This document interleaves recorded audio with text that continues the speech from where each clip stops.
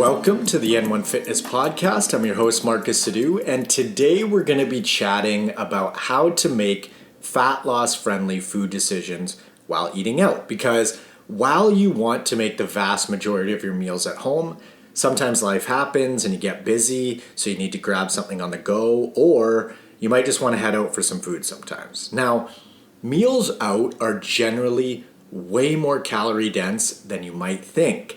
So for example, Cactus Club is a popular restaurant chain here in Canada, and they have a lifestyle menu. Now, one of the most popular items on their lifestyle menu is the Modern Bowl. It's basically rice, a bunch of veggies, avocado, some sauce, and then you can add something like chicken. This thing has 750 calories.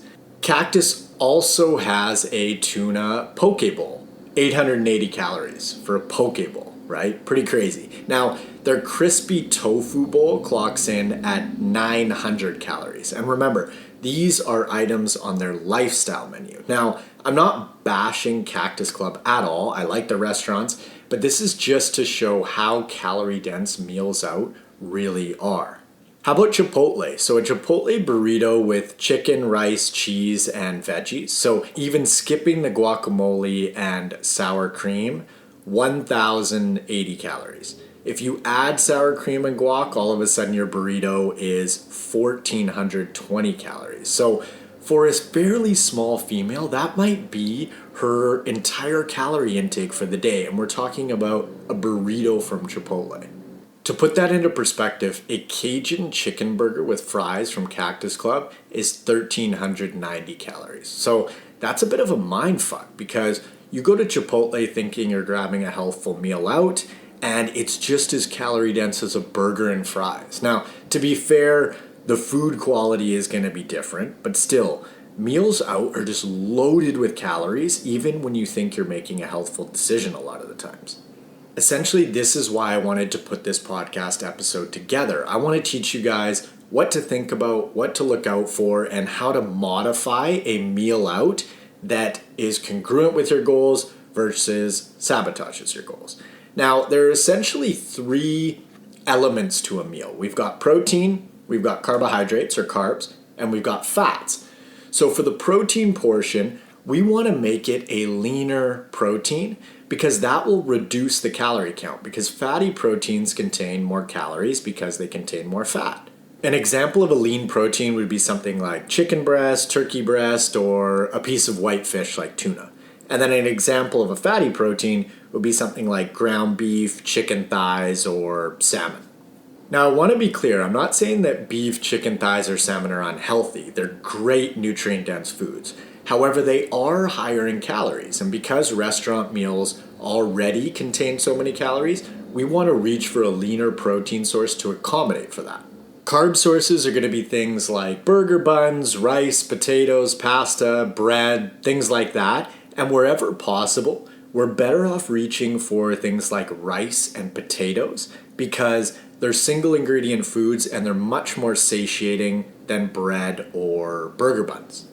When it comes to fats, we're going to skip them altogether because restaurants already cook with tons of oils, butters, fatty marinades, and sauces, so we just don't want to go out of our way to add fat to our restaurant meals, even if they're healthy ones. Remember the protein, right? Salmon has lots of healthy fat, but we just don't need those additional calories.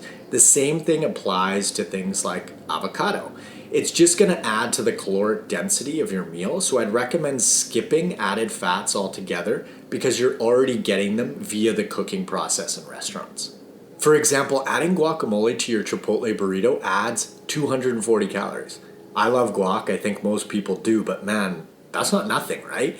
Sauces and dressings are typically where things can really get away from us because they're so calorie dense and restaurants typically oversauce meals. Now, truth be told, I might be alone in that opinion, but I just find that they overdo it. So you can either skip some sauces altogether or you can order a sauce or dressing on the side and add a lesser amount yourself. Now, if you're really watching your calories, I'd recommend skipping the sauce altogether or at least minimizing it. A couple examples of sauces. So the miso sauce from Cactus Club Just the sauce, 150 calories. The lemon thyme vinaigrette, 170 calories. Now, vinaigrette dressings are typically viewed as lower calorie and quite healthy. 170 calories, right? A serving of honey mustard sauce from Cactus, 260 calories. The honey lime vinaigrette, this one actually surprised me, 320 calories in that thing. The Dijon lime vinaigrette, 220. Garlic mayo, 290. Now, I'm sure you get the idea. Sauces and dressings are absolutely loaded with calories, and not to mention, the more sauce that you put on your food, the easier it is to overeat typically. For example, even if you take a low-calorie sauce like soy sauce, it's extremely low in calories, it's about 5 calories per tablespoon. Are you more likely to eat more or less sushi with or without soy sauce? It's much easier to eat more sushi with soy sauce because the sauce itself changes the taste and the texture of the sushi, making it more palatable. Now let's take that example and apply it to pasta. Most folks don't actually like pasta on its own, but with a delicious calorie-dense sauce, it's amazing, right? So the sauce itself makes it easier to consume more of the pasta, meaning additional calories from the sauce actually makes it easier to consume more calories from the pasta. It's kind of crazy, right? Because in this instance, eating more calories makes you able to eat more calories. Now, as an aside, I use soy sauce every time I eat sushi, but I just wanted to illustrate that point around sauce in general and how it increases the palatability of our food. So basically, it's definitely worth mentioning and being mindful of sauces and dressings because they are incredibly deceiving on the calorie front in themselves as well. Now, some folks find it tough to modify their meals because they don't want to come across as that customer, right? But just know that servers themselves modify their meals a ton when they go out. They ask for exactly what they want, and you're allowed to too. You are paying for a service, and therefore you're entitled to ask for what you'd like. The restaurant might not always be able to accommodate everything, that's fine, but there's no harm in asking. Also, it's funny, this logic only seems to apply to food, because if you went into, say, Home Depot, for example, looking for some paint, you're not going to not ask for what you want because you're worried about the Home Depot employee thinking that you're picky.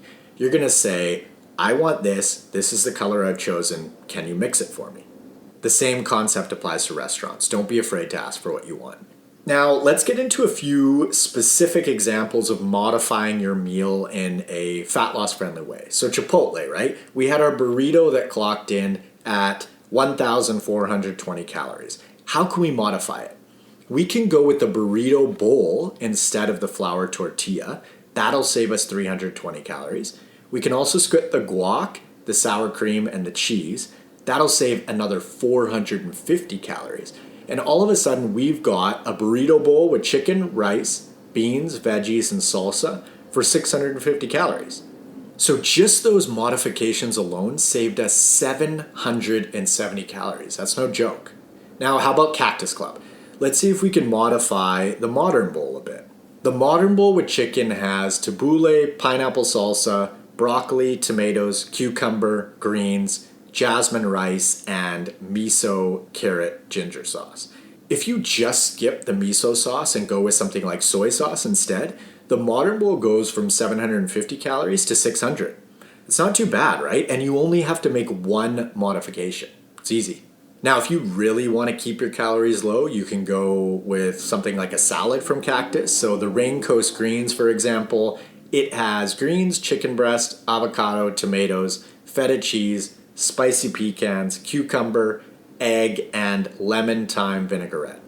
As it is, it's a 660 calorie salad, but if we even just go with half the dressing, we can reduce that to 575 calories. It's not too shabby. If you wanted to take it a step further, you could skip the pecans and it would drop that total even more. I'd say by at least another 50 to 75 calories. So you're looking at 500 calories total for the salad. It's pretty legit. So before I give you guys some other practical take-home tips around eating out in general, we want to focus on lean protein, potentially a single carb source, a meal that contains veggies because they're filling, and then just really be mindful of added fats, even if they're healthy ones like avocado, as well as sauces and dips.